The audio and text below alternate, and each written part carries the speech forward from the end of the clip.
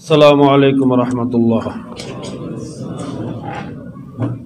আলহামদুলিল্লাহি ওয়াসসালাতু লিআহলিহা আউযু বিল্লাহি মিনাশ শাইতানির রাজীম বিসমিল্লাহির রহমানির রহিম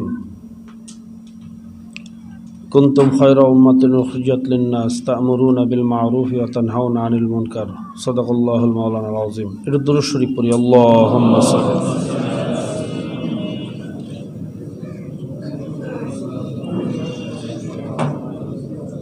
ইসলামী যুব আন্দোলন বরিশাল জেলা শাখা কর্তৃক আয়োজিত আজকের এই যুব কনভেনশনের মোহতারাম সভাপতি, কেন্দ্রীয় ও জাতীয় স্থানীয় নেতৃবৃন্দ, সাংবাদিক বন্ধুগণ, আমার সামনে উপবিষ্ট দেশপ্রেমিক, ইসলাম প্রেমিক, মানবতা প্রেমিক যুবক ভাইয়েরা এবং সর্বস্তরের ভাইয়েরা, সকলকে আমার আন্তরিক মোবারকবাদ। ইসলামী যুব আন্দোলন কী এবং কেন ইতিপূর্বে বক্তাদের আলোচনার মাধ্যমে নিশ্চয়ই আমরা জানতে পেরেছি। যুবকদের বিষয়ে আমাদের নতুন করে কিছু বলার দরকার নাই। আমাদের প্রিয় নবী হযরত মুহাম্মদ সাল্লাল্লাহু আলাইহি ওয়াসাল্লাম বলেছেন যে বুড়ারা আমার বিরোধিতা করেছে, যুবকরা আমার সহযোগিতা করেছে। যুবকদের প্রশংসা আল্লাহ রসুল নিজেই করছেন। এই পৃথিবীর ইতিহাস তালাশ করতে গেলে আমরা যত ইসলাম এবং মুসলমান সহ দেশ ও জাতির যত সোনালী ইতিহাস সৃষ্টি করেছে বা হয়েছে, এর নেতৃত্ব ছিল সবাই যুবক, অধিকাংশই যুবক। তারিক বিন জিয়াদ বলি, মোহাম্মদ ইবনে কাসিম বলি, বদর বিন মুগিরা বলি, হজরত মিকদাদ ইবনে আসওয়াদকে বলি, সবাই ছিলেন যুবক। যুব সমাজ পরিবর্তন না হলে এই জাতির ভাগ্যের পরিবর্তন হবে না, এই সমাজের পরিবর্তন হবে না, এটা আমরা বিশ্বাস করি। ইসলামী যুব আন্দোলন এটাই চায় যে আত্মশুদ্ধির মাধ্যমে সমাজ শুদ্ধি করা। আমি সমাজকে পরিবর্তন করতে হলে আমাকে আগে পরিবর্তন হতে হবে। আমি নিজেই যদি দুর্নীতিবাজ হই, আমার নিজের চরিত্রের ভিতরে যে সমস্যা থাকে, তাহলে আমার মাধ্যমে কোনোদিন একটা সুন্দর, একটা ভালো সমাজ উপহার দেওয়া কোনোদিন সম্ভব না। এই জন্য আগে যুব সমাজের মধ্যে বা নেতৃত্বের ভিতরে পরিবর্তন আনতে হবে, আত্মশুদ্ধি করতে হবে। এই আত্মশুদ্ধির মাধ্যমে সমাজ শুদ্ধি করতে হবে। কথা ঠিক না? আলহামদুলিল্লাহ, আমার পূর্ববর্তী বক্তা তিনি বলে গেছেন এই 7 বছরের ইতিহাসে যুব আন্দোলন সেই স্বাক্ষর রাখতে পেরেছে, সেই দৃষ্টান্ত দেখাতে পেরেছে। অন্য অন্য যুব সংগঠনের যত সদস্যরা আছে তাদের বিরুদ্ধে যত দুর্নীতি, যত চাঁদাবাজি, যত নেশাখুরি, এই সমস্ত অভিযোগ আছে, আল্লাহর রহমাতে ইসলামী যুব আন্দোলনের কোনো সদস্যের বিরুদ্ধে এরকম কোনো অভিযোগ বাংলাদেশের কেউ দিতে পারবে না। এই যে আমরা বিশ্বাস করি নিজের পরিবর্তনের মাধ্যমে এভাবে যদি নেতৃত্ব আমরা সৃষ্টি করতে পারি, তাদের মাধ্যমেই এই সমাজ পরিবর্তন হবে। অতএব আমাদেরকে যোগ্য নেতৃত্ব তৈরি করতে হবে।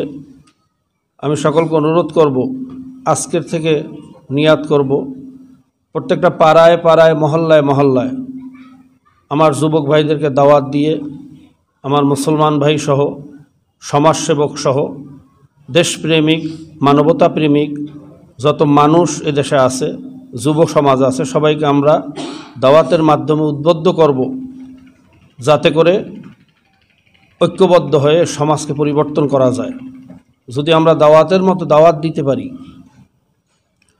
আজকে আমাদের আল্লাহর কুতুব রহমতুল্লাহ আলাইহির রেখে যাওয়া যে কটা মিশন আছে, বাংলাদেশ মুজাহিদ কমিটি, ইসলামী আন্দোলন, শ্রমিক আন্দোলন, যুব আন্দোলন, ছাত্র আন্দোলন, ইমাম আম্মা পরিষদ, এরপরে আইনজীবী পরিষদ, এরপরে আরেকটা কি শিক্ষক ফোরাম, এরকম প্রায় 9টা সংগঠন আছে।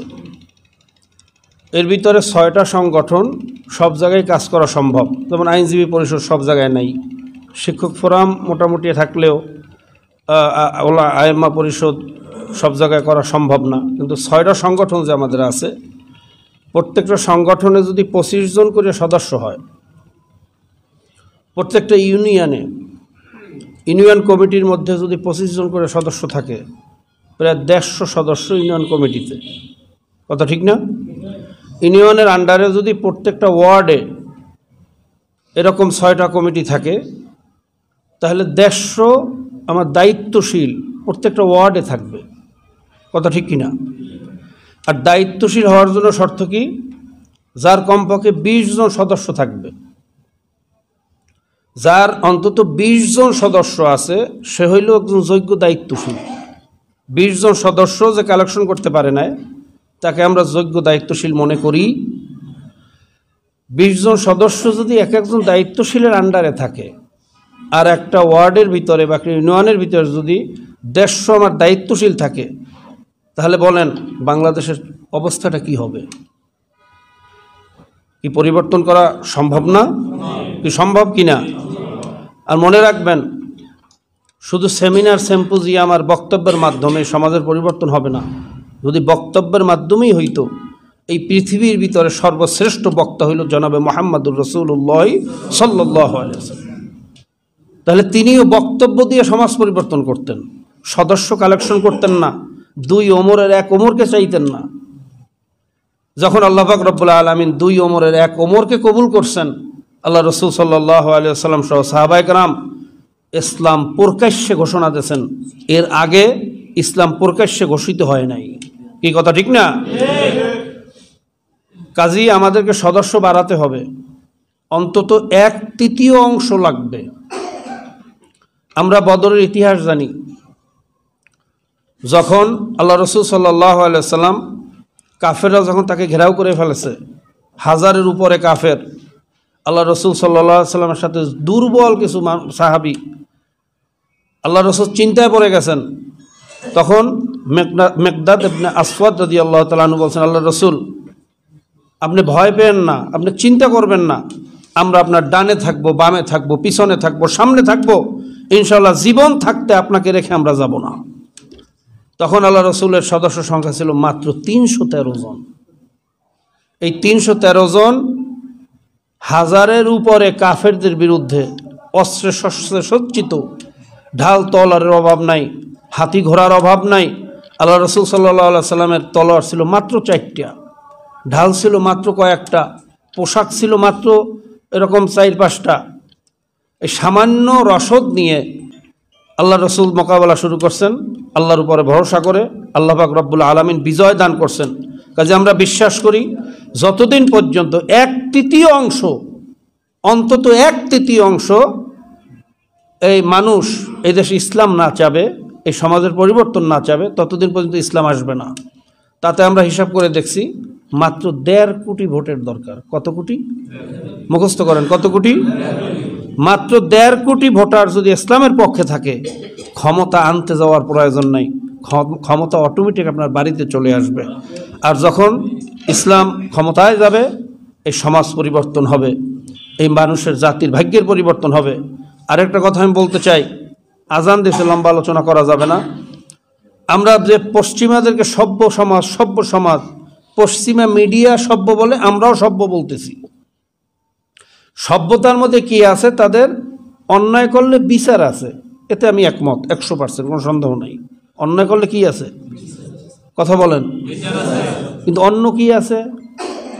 আমেরিকাতে প্রত্যেক 1.3 সেকেন্ডে একটা করে ধর্ষণ হয়। পৃথিবীর ভিতরে সর্বশ্রেষ্ঠ, সবচেয়ে বেশি ধর্ষণ হয় আমেরিকায়। তার ভিতরে অধিকাংশ হয় অজাচার। অজাচার কাকে বলে?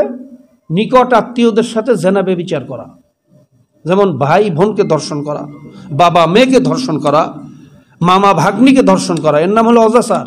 এই ঘটনা ঘটে অধিকাংশ।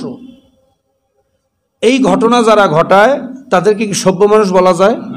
বলেন, বলা যায়? গতকালকের রিপোর্ট দেখবেন, বিবিসি এবং বিভিন্ন জাতীয় নিউজে আসছে, মাত্র 3 সপ্তাহের ব্যবধানে বন্দুক যুদ্ধে 2500-এর উপরে লোক মারা গেছে। কত হাজার? গোলাগুলি করে, অনুষ্ঠানের ভিতরে ব্রাশ ফায়ার করে প্রায় 2500 লোক মাত্র 3 সপ্তাহের ব্যবধানে। এটা কি সভ্য সমাজ? সবাই বলেন, সভ্য সমাজ? যে বাবার পরিচয় জানে না, কার জন্ম হয়েছে জানে না, শুধু আইন কানুন আছে, বিচার আছে, অন্যায়ের বিচার পাওয়া যায়, সমস্ত পৃথিবী লুট করে, দ্বিতীয় বিশ্বযুদ্ধের পরে সম্পদ লুট করে, সম্পদের পাহাড় করে সারা দুনিয়া লাঠি ঘুরে খাইতেছে, তাদেরকে আমরা সভ্য মনে করি? এটা কি সভ্যতা? এরকম সভ্য আমরা হতে চাই না, কথা ঠিক না?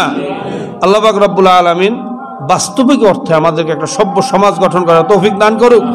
আর আজকে আমাদের মুসলমানের এমন অবস্থা, 92% মুসলমানের দেশে আজকে ডারউইনের থিওরি ঢুকাইছে, মুসলমানের ট্যাক্সের পয়সা দিয়া মুসলমানের সন্তানদেরকে নাস্তিক বানানোর সিলেবাস প্রণয়ন করছে। এটা মুসলমান জিন্দা থাকতে হতে দেওয়া যাবে? ইনশাআল্লাহ এর প্রতিবাদ করতে হবে। যদি আমরা ঐক্যবদ্ধ হয়ে প্রতিবাদ করতে পারি, আশা করি এই বিষাক্ত শিক্ষানীতি সমাজ থেকে দূর হবে। আল্লাহ পাক রব্বুল আলামিন আমাদেরকে আজকে সম্মেলনের মাধ্যমে দ্বীনের পক্ষে, ইসলামের পক্ষে সারা বাংলাদেশ না সারা দুনিয়াতে জাগরণ